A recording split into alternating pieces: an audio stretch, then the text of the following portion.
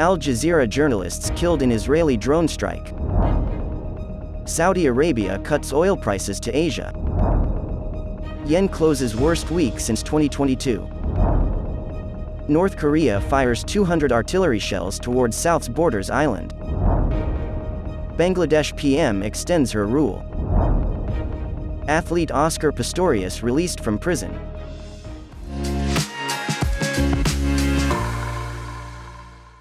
Hello, I'm Johnny. Thank you for joining us on Funday News. It's Tuesday, January 9th, and here are your top stories.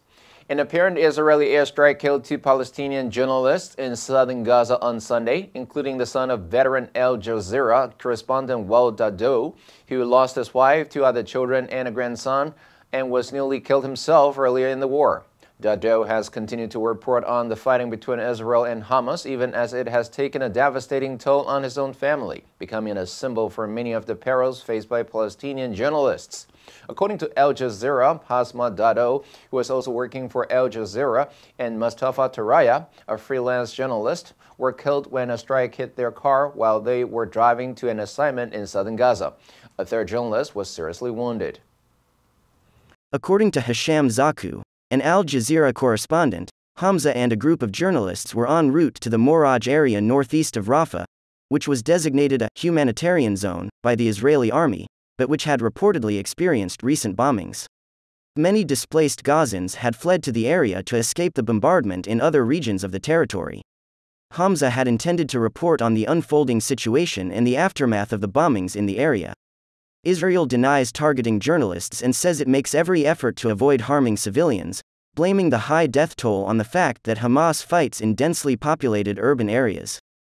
Top oil exporter Saudi Arabia on Sunday cut the February price of its flagship Arab light crude to Asian customers to the lowest level in 27 months, a company statement showed, amid competition from rival suppliers and concerns about the supply overhang.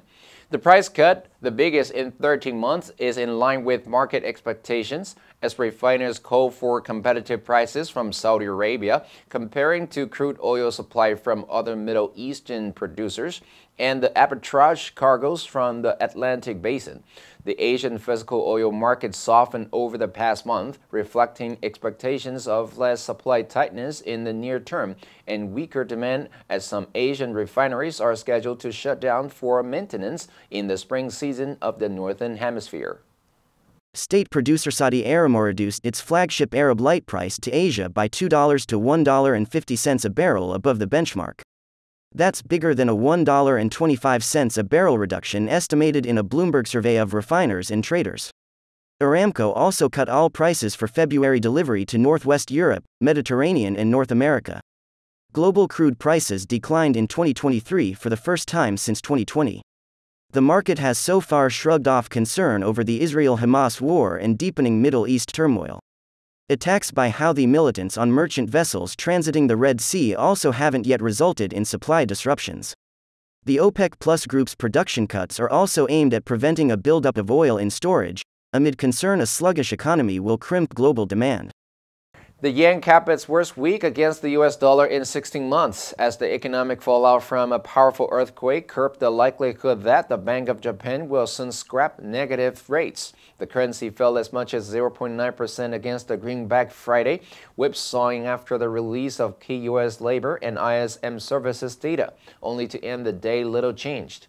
The dollar-yen currency pair was up 2.6% on the week to 144.63, the highest in more than 3 weeks. After the earthquake hit the Noto Peninsula on New Year's Day, traders anticipated the Bank of Japan is likely to hold policy steady in order to assess the economic impact of the disaster. The currency is still widely seen as strengthening in 2024, with a consensus estimate of USD JPY at 135, around 7% lower than current levels. However, data released Friday by the Commodity Futures Trading Commission showed hedge funds added to bearish yen bets in the week ended January 2. Mark Dowding, chief investment officer at RBC Blue Bay Asset Management, said the disaster has created uncertainty for the BOJ as it tries to time any possible moves on interest rates. He anticipates that the likely policy response will be a pro-growth boost to fiscal spending. We remain confident on policy normalization in Japan in 2024, he added, forecasting the yen will outperform other major currencies in the year ahead.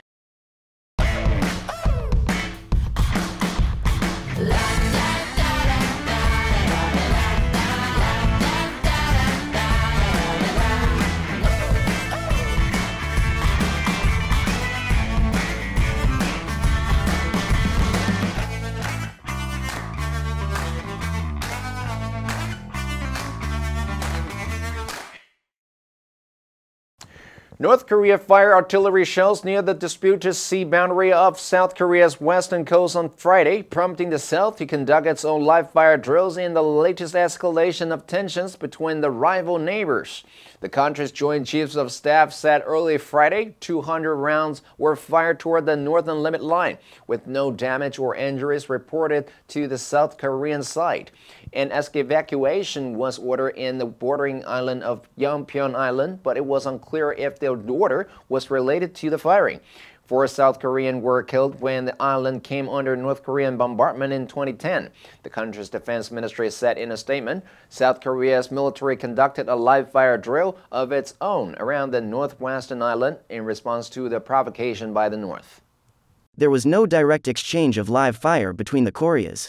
The frontline maritime firing by North Korea was the first of its kind in about a year, with the latest being in December 2022, off the eastern coast of the peninsula. It comes just a day after a joint naval drill between South Korea and the United States had ended. Under the fragile 2018 agreement, the Koreas are required to halt live fire exercises and aerial surveillance in the no-fly and buffer zones along their border. But tensions have soared since Pyongyang launched a spy satellite in November, which prompted the South to restore aerial surveillance and later the North to restore its dismantled frontline guard posts. North Korean leader Kim Jong-un recently stepped up his rhetorical attacks on the South and ordered his military to accelerate war preparations. Bangladesh Prime Minister Sheikh Hasina retained her title as the world's longest-serving female head of government after her party swept most of the parliament seats in an election boycotted by her opponents and voters. Hasina's Awami League party won at least 167 of 299 seats for a simple parliament majority, according to unofficial results from the offices of the Election Commission. The election for one seat was postponed. The poll body has put the turnout at about 40%, the second lowest since the country's return to democracy in 1991. It's a sharp drop from the 80% participation in polls in 2018, as voters heeded a campaign by the opposition Bangladesh Nationalist Party to shun the election and draw attention to the sweeping crackdown her government carried out in the run-up to the polls. The main opposition Bangladesh Nationalist Party, led by former Premier Khalida Zia, refused to accept the election outcome, saying Bangladeshi voters have rejected the government's one-sided election. Security incidents, including 4 deaths in Anderson attack on a passenger train on Friday, intensified tensions ahead of the election that was shunned by Zia's party and its allied groups. They accuse Hasina of turning Bangladesh into a one-party state and muzzling dissent and civil society. Authorities blamed the BNP for much of the violence, accusing it of seeking to sabotage the election. On Saturday, detectives arrested 7 men belonging to the BNP and its youth wing on suspicion of involvement in the train attack. The party denied any role in the incident. Disgraced Olympic sprinter Oscar Pistorius was released from a South African prison on parole Friday, nearly 11 years after the Valentine's Day slaying of his girlfriend. Pistorius, 37, left the correctional center near Pretoria to begin his new life of supervised freedom, which will require him to get permission from authorities for many of the basic events of life. The South African Department of Correctional Services said in a statement it was able to confirm that Oscar Pistorius is a parolee effectively from January 5, 2024. He was admitted into the system of community corrections and is now at home. The department did not provide any additional details of his release. Pistorius had been behind bars since late 2014 for the shooting death of his girlfriend, model and law school graduate Riva Steenkamp, 29, on February 14, 2013. Pistorius had spent some time under house arrest during the long appeals process in his case before he was sentenced to nearly 13.5 years in prison for Steenkamp's murder. He was granted parole in November. Pistorius fatally shot Steenkamp, who was locked in the bathroom of his home in Pretoria. He argued he shot her in self-defense because he believed she was an intruder hiding in his bathroom. Prosecutors argued that Pistorius got into a late-night argument with Steenkamp and took out his aggression with a 9mm pistol. Pistorius' fall from grace was one of the biggest in sports history. Pistorius, whose lower legs were amputated when he was an infant, had gained worldwide fame with his inspiring athletic achievements. The answer for yesterday was A, leapfrogged. It is already obvious that all four American systems have leapfrogged over the European versions. Did you answer correctly? Now let's delve into the news of North Korea fires 200 artillery shells towards South Borders Island. Number 1, artillery, 火炮.